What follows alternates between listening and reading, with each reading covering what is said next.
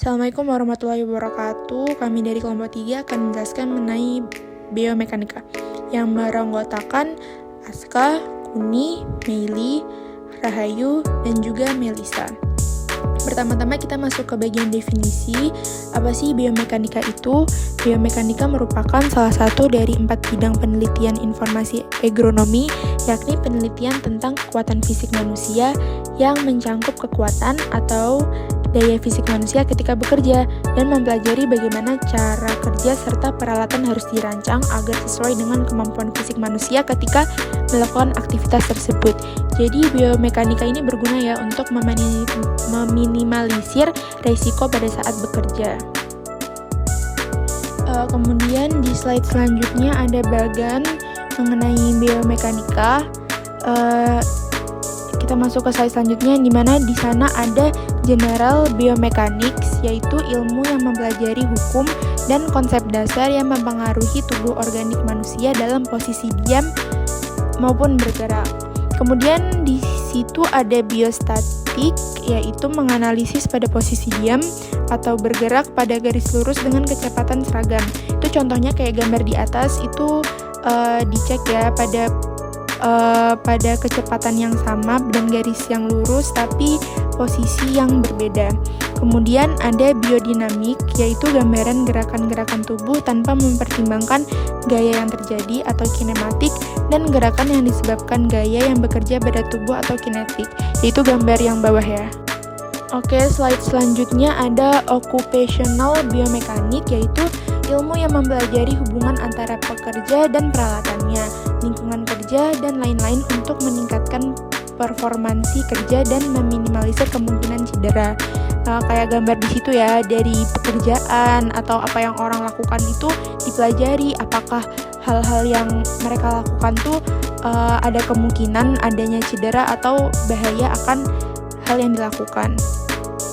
Kemudian slide selanjutnya itu ada pendekatan biomekanika. Yang pertama, tubuh manusia sebagai suatu sistem yang terdiri dari elemen-elemen yang saling berkaitan dan terhubung satu sama lain melalui sendi-sendi dan jaringan otot yang ada. Poin kedua, struktur manusia seperti tulang atau bones, sambungan joints atau jaringan penghubung connective tissue, dan otot atau muscle. Yang ketiga, prinsip fisika digunakan untuk menyatakan tegangan mekanik pada tubuh dan gaya otot yang diperlukan untuk membagi tegangan-tegangan tersebut. Kemudian, kolaborasi antara tulang, jaringan penghubung atau connective tissue, dan otot. Jadi tulang itu apa sih? Tulang itu adalah alat untuk meredam dan mendistribusikan gaya atau tekanan yang ada pada investigasi pada L5S1.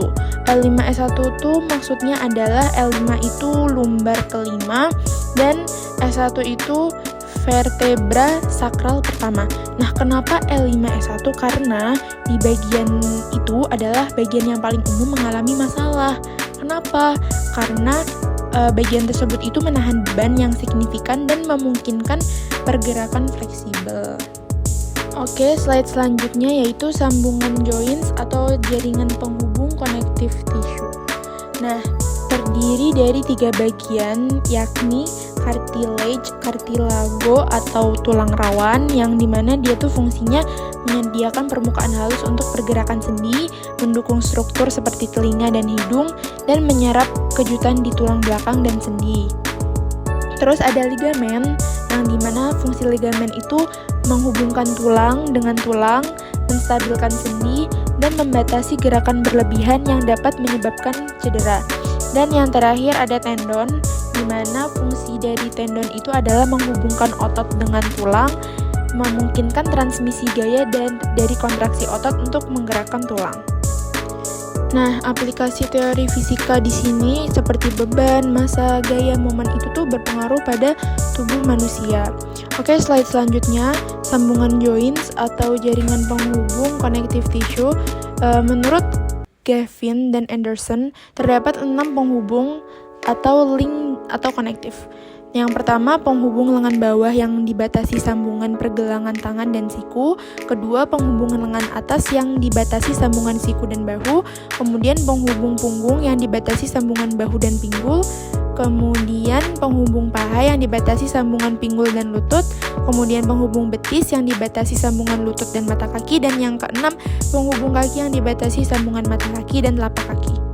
Oke, slide selanjutnya otot atau muscle, karena selain tulang, otot juga berperan pada biomekanika ini.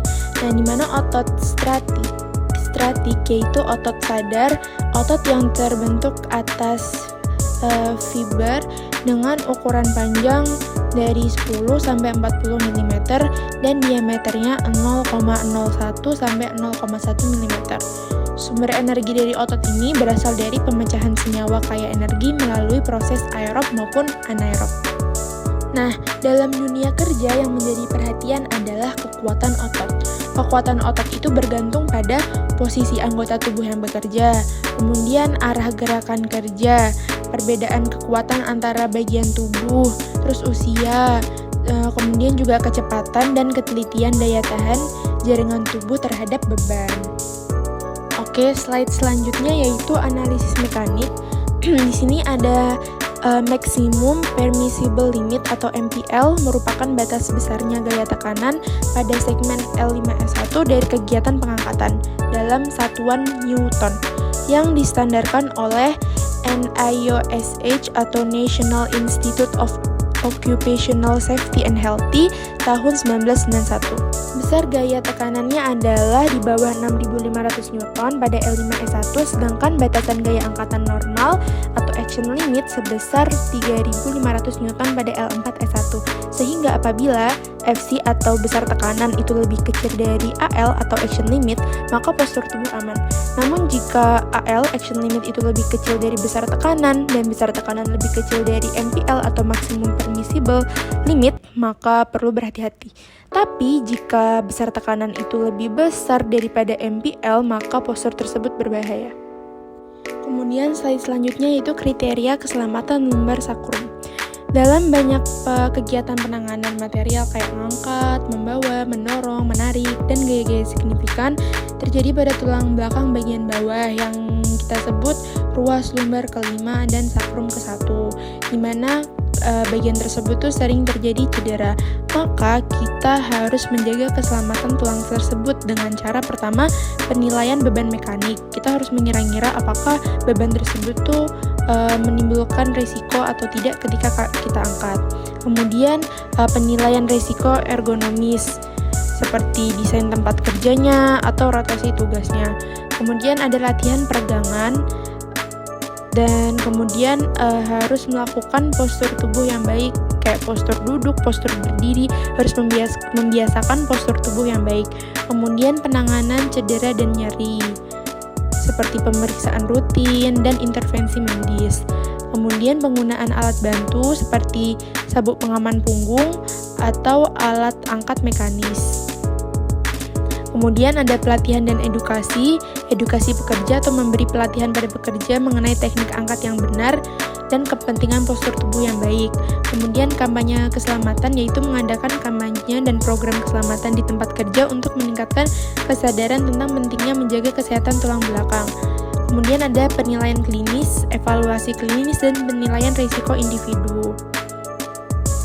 Cukup seperti itu untuk kriteria keselamatan lumbar sakrum. Slide selanjutnya yaitu ada posisi kerjanya. Sepertinya cukup dari biomekanika yang telah kami jelaskan. Kurang lebihnya mohon maaf bila ada salah kata dan kekurangan. Wassalamualaikum warahmatullahi wabarakatuh.